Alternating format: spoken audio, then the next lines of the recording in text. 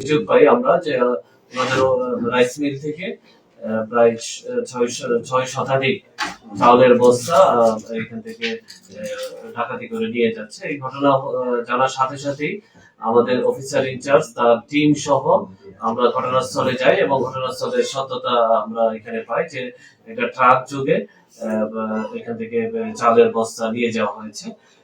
ঘটনাটি ঘটার পরপরই আমরা আমাদের টিম তদন্ত শুরু করে এবং আমাদের ধামরাই থানায় ডাকাতি মামলা রুজু করা হয়।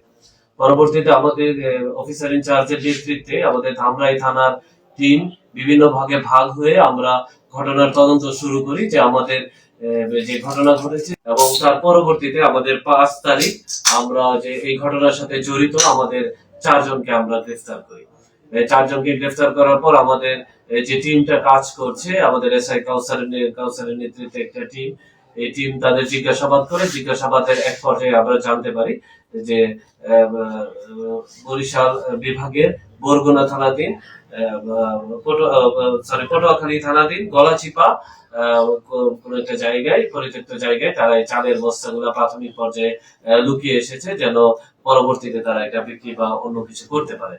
এবং এই ঘটনার সাথে জানার সাথে সাথেই আমাদের যে টিমটা কাজ করছে তারা এখান থেকে বরগুনা চলে যায় এবং বরগুনা জেলা পুলিশকে আমরা অবহিত করি। তাদের সহযোগিতায় আমরা পরবর্তীতে ৪৬২ বস্তা চাল উদ্ধার করে আমরা এখানে আমরা থানায় নিয়ে আসি। জনের জন্য আমরা ১০ দিনের রিমান্ড চেয়েছি। আমরা দেখি আদালত আমাদের কত দিনের